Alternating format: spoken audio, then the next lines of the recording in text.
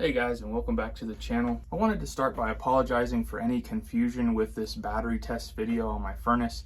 I legitimately thought that this was going to last for several days, being as it would only run for about 10-minute increments. And so I actually did the test last night on how long this would work. And instead of boring you with a bunch of footage of basically it sitting, it would sit for an hour between cycles, and then it would run for 10 minutes. But long story short, the 1000 watt pure sine wave inverter lasted for a total of 6 hours. So definitely not days, but still a great way of doing this in a pinch and getting your furnace up and going, even if your power is out for say 6 hours. Now, one great thing about YouTube is people comment, and I love it. Keep the comments coming. Something that several people have mentioned that they've actually done, so it's been proven, is that they can use their vehicle as a generator. So we're going to use the same components here, just the inverter, maybe an extension cord, and we can power our furnace. So we're going to show you how to do that, how my truck is set up, and how long we can run that for. This is awesome information to have in your back pocket in the event of an emergency where you can't get a generator or any other power source. All right guys, here it is. So this is the engine bay on my Toyota Tacoma. Yours will be similar. You have your battery somewhere.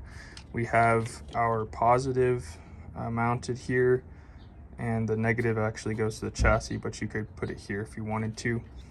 Just something to keep in mind with this, you can get an inverter that just has clamps, and you always want to make sure red is going to red or red to positive if you don't have colors here. On the battery itself, you will see this little indentation, positive, and then negative right there. And negative is always black. So just be careful with this. If you touch these together, obviously it's going to arc.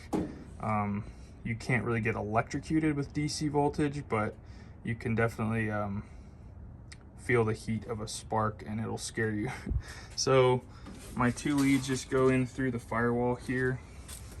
I need to seal that with some silicone just so it doesn't rub on anything.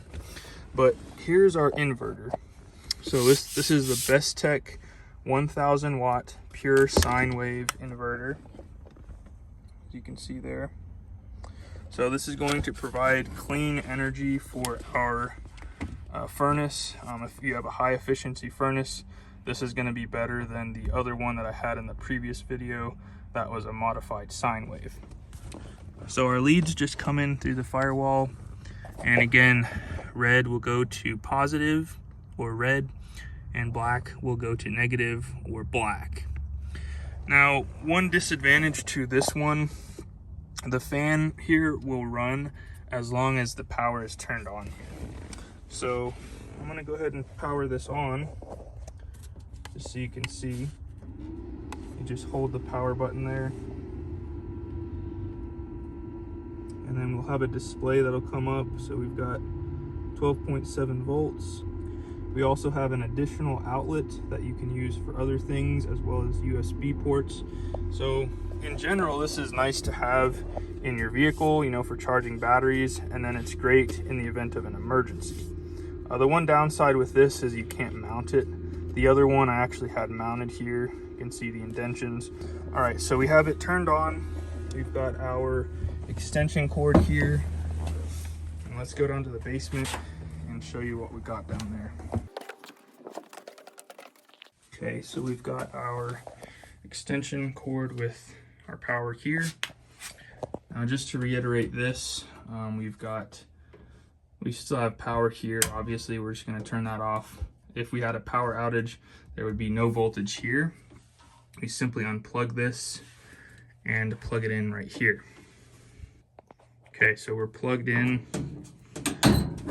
Your furnace might have an LED that's visible from the outside. Mine does not, but as you can see, we've got voltage. So we're just going to wait for the thermostat to kick on, and this thing will fire up. All right, so our inducer motor just kicked on. Took a second for the Ecobee to register. Next, we'll have our hot surface igniter.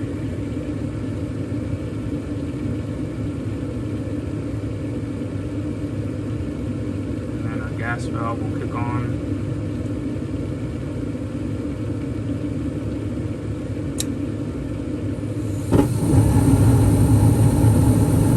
And then after about 30 seconds, our blower motor will come on. Okay, let's go back out to the truck. Okay, so on our battery, we've got 11.5. Obviously the truck isn't running right now, so this is just running off of the battery. And here we can see our readout. We are pulling 496 watts. So I'm just gonna verify. I'm gonna let this run for 1 cycle, and I'm gonna start up the truck and make sure that it starts up okay. So we'll see what our vent is reading at now.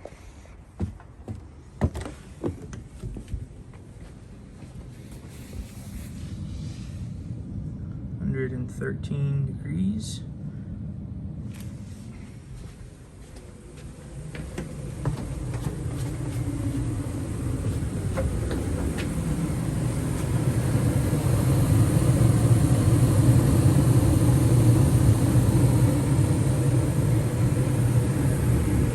This is such a good upgrade. I recommend anyone, before an emergency happens, go ahead and put this in. I'll leave a link to this video in the description or in the top right corner right now. So when this video is done, you can go back and check it out. It's a pretty easy upgrade to do that. So I'm gonna let the furnace run for its 10 minutes, let it shut off, and make sure that we can crank this. And basically that's pretty fail safe. You can do this as long as needed, again, as long as you have fuel in your vehicle. Okay, so our threshold is met. We're at 64, which is what it's set at, so the gas just turned off, and we're gonna make sure that the truck starts up okay. Now, one other thing that's very important is once your gas valve turns off and the inducer turns off, the fan will continue to run and blow air across the heat exchanger in order to properly cool it off. So it's important that you don't turn the inverter off during that process while it's cooling off. Make sure you let the furnace completely turn off to where nothing is making noise, and then you're okay to turn off the vehicle. All right, so our fan is cooling off.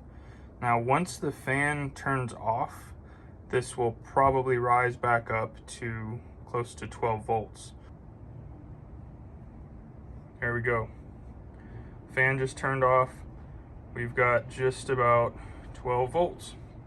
So it's safe to say that you could probably run 2 cycles and not have to start this. So I'm 100% sure this will start back just fine.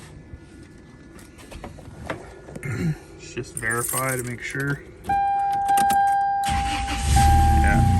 No problem whatsoever.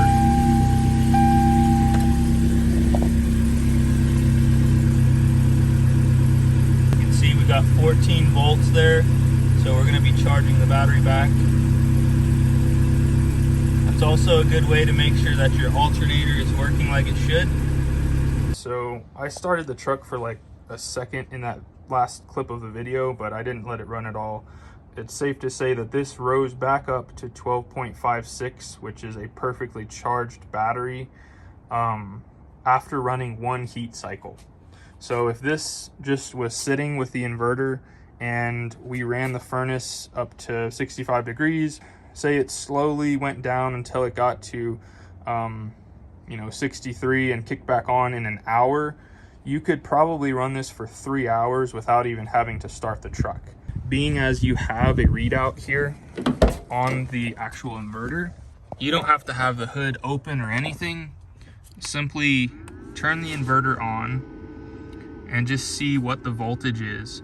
And if you feel like it's getting low, just start the truck and let it run. So same thing here, we've got 12.6 on our inlet. That matches what we just read on our voltmeter. So if this is going down, you don't have to fool with going in the truck. Just simply turn on the inverter and check it there. I just wanted to say thank you so much to the commenters who left this as an option. I didn't even think about this in the beginning of the video when I had suggested using a battery and an inverter, but this is genius. Really good knowledge to have in your back pocket in the event of an emergency where you can't get a generator. Maybe they're all sold out. I found myself in that boat actually, and it was not a good place to be in. So now I'm trying to be proactive, making sure that I have several avenues in which I can create energy in an emergency situation. In an emergency situation where you don't have electricity or gas, what do you do then? I'm going to be coming out with a video very soon on 3 different ways that you can heat your home with no gas and no electricity. So make sure and hit that subscribe button and stay tuned for that video. We'll catch you guys on the next one. Later.